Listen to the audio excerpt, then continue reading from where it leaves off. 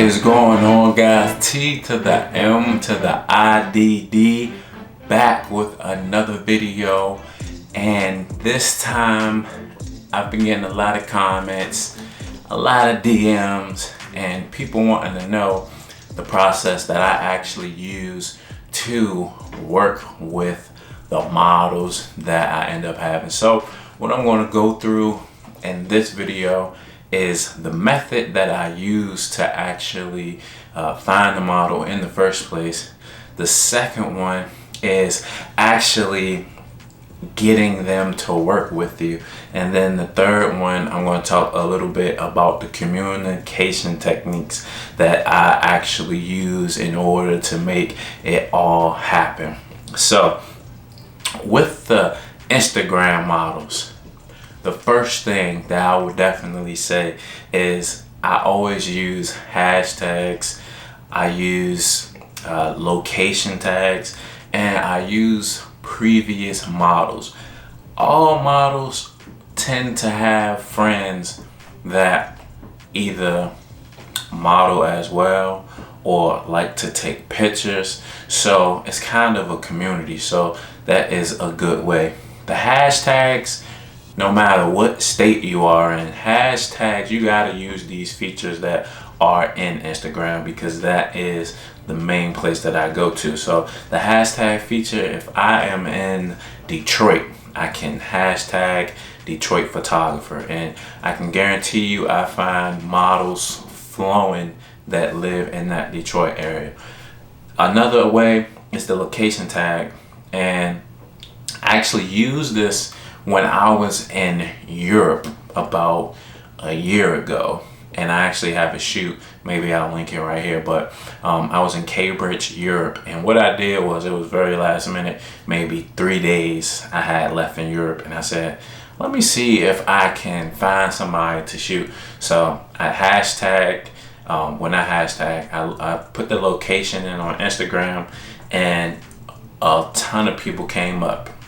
So I was able to make communication and make the actual shoot work. So that is the functions that I use inside of Instagram to make it happen. Now, once you find them, it's the hard and tricky part of getting them to work with you, right? So one highlight that I use is letting them know that when I shoot, it's a collab. And collab means that I benefit from this just as much as you benefit from this. So let's work, let's create, and let's get things going. So I always let them know up front that it's a collab. Me personally, I haven't paid to shoot any particular body. That's not kind of my thing. I don't knock anybody who does it, because it can have its advantages in terms of shooting somebody that may have 100,000 followers. So of course they might want to get paid for their time. So that's a whole nother story. But me personally, I tell them it's a collab, and we go from there. Now, when I know it's a collab, the way that I end up making money off of it is that I know that once they post the pictures, if they're happy with them, because sometimes, you have cases where they don't like posting them or whatever it might be. But for me, every time I have worked with someone, they post a picture, I always get at least 5 people that DM me that want to take pictures just off of that one shoot. So when you think about it like that, it's more of a return on investment. What I'm investing is my time. Yeah, the collab is free. I'm investing my time, but on the back end, these pictures can actually return a profit for people wanting to work with me from seeing my work. So the exposure is there, and it comes back that way. Now, you want to make sure that you have a portfolio. And nowadays, Instagram is everyone's portfolio. I know I put all of my photos on there, and that's kind of where I have everyone look if they want to shoot with me. So when I'm contacting these models that I want to shoot, or they don't even have to be models, because that's another point, that I don't necessarily work with people who deem themselves as models. Sometimes it could just be a woman or male that likes to take pictures, which is fine with me. So the first thing is you have to be realistic with yourself. Being realistic with yourself will carry you a long way. If you know that your work is not up to par to try to work with somebody that may have 100,000 followers or even 50,000 followers, then you need to kind of scale back and be realistic with yourself. The second thing is having a portfolio. It makes it so much more work, because if you don't have a lot of followers, but your pictures are on point, clean, vibrant, crisp, sharp, and they got a lot of creativeness in them, a model or whoever you're trying to shoot will overlook the amount of followers you have if your work is nice. And I've seen it done even on my side. I don't have the most followers, however my pictures are clean. So when I post a picture, it might get 100 or something, maybe 200 likes. But then when the person I'm working with posted the picture, they get like 1,000 likes just off them posting it. So the portfolio is very important. Now, if you don't have a portfolio, then that's another thing you need to take into account when you're reaching out to people, because they want to see your work. They want to know, what have you produced? So if you don't have a portfolio, I would definitely consider asking friends, family members, or another hashtag, going back to hashtags, beginner photographers, hashtag beginner models. And you can find the models that are just starting out, that just want experience, that just want to get comfortable in front of the camera. And that's a great marriage between the photographer and the model, because everyone's just kind of just starting. So the model won't feel some type of way that you don't have any body or work behind you to stand on, and vice versa. So it's a learning situation for both parties, and it's a time for the both of you to be able to increase your skill. So if you don't have a portfolio, I'd really say that's the way you need to go. You got to kind of start down here and then elevate yourself. An example of this with me is, I think a girl probably had like 3,000 subscribers, did a couple shoots. I mean, not subscribers, 3,000 followers, did a couple shoots. I had a couple shoots under my belt as well. My pictures weren't totally trash, but they weren't at the point that they are now.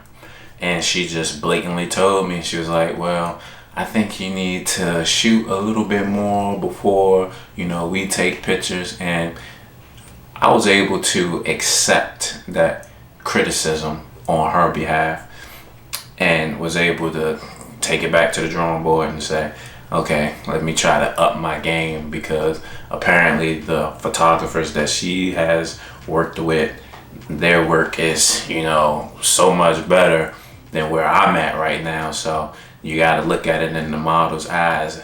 They kind of don't want to scale back if your work isn't up to par to what they're used to doing, and especially like equipment and things like that. It's a whole package. So you definitely want to take that criticism and try to start working and make sure you have a portfolio. So that is good insight. Now, the communication. How do I communicate with the models? It goes down in the DM. I'm sure all of you know it goes down in the DM. But there's a few things you should know. And this can be meticulous. You have to be creative with Instagram. You need to know how Instagram actually works to be able to get them to see that you even want to work with them, because sometimes you might send a message and it never gets to them. So what do I say? So first of all, with the communication, you cannot. I had a video like this of giving models perspective. A lot of times, photographers come off as creeps because of past experience that they have, or because of concepts that they initially throw at the model, and it's like, I'm just starting to work with you. Like, I don't want to, go all the way here. Like, you want to go all the way to Z. We haven't even touched A, B, and C first. So that's the first thing that I'm going to say in terms of communicating with them, is you want to gauge their comfort with concepts. So what I ask is, I tell them to send me inspiration pictures. It could be from Pinterest, it could be from other pictures that they've seen on Instagram, to let me know what type of concepts they are comfortable with doing. So once I actually outline that, then I'm like, okay, I have an understanding of what you would be comfortable with doing. So now the next thing is actually getting communication with them. So the first one that I said was, you have the actual DM. Now the DM works good if you are already friends with this person. So if you are already friends, then your message will go through. If you are not friends with this person, a lot of you probably know your message goes to a whole nother section in their DM that they probably won't check. So there you have a point of communication that just isn't going to work, because a lot of females, and a lot of people already know, females DM gets flooded by guys, and so you're just another message in there. Even though you're trying to work and create something, you have to be able to stand out amongst the people who are just trying to talk to the person or get to know the woman, when you really actually want to do photography and create with them. So to get your message out of that unknown, hidden inbox into a place where she can see, I would suggest definitely adding them as a friend, and then you might get them to add you back. That's a possibility. Another way that I do it, that always seems to work, or at least get them to view it, is if they post stories. Stories are like heaven sent, because everything that I've noticed is that when I ask them, and I normally start off, I say, let's shoot, and in the story I'll say, let's shoot, and send it. And for some reason, the story messages go straight to them. So it's better than going into the DM if I'm not friends with them. And that's one way I do it. Now, sometimes they have a story and then you can't write anything. You can't write a message to them. So I go on their actual Instagram, and sometimes they have stories that are saved and permanently on their page, and I can go there and do the same thing.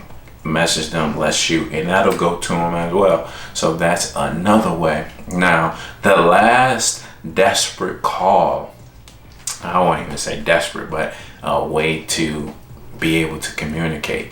Last but not least, some of them have their contact information, so emails and phone numbers. So some of them actually have it on their Instagram, which that is good, but you have to make sure you're very professional when approaching them, especially if it's a number. You definitely have to be professional. Email professional just as well, and you want to make sure it goes back to a portfolio, because they're going to want to see what your work looks like. But the last and final measure that I have done also was just being straight up front and in public with it, and that is the comments. Go into the comment section. If you feel like that you can create something beautiful with him or her, make it happen. Go to the actual picture profile, and what I normally do is I might like 3 to 5 pictures.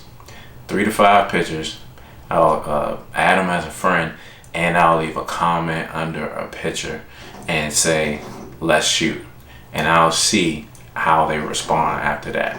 Now, for me, those 3 ways that I'm saying, every time.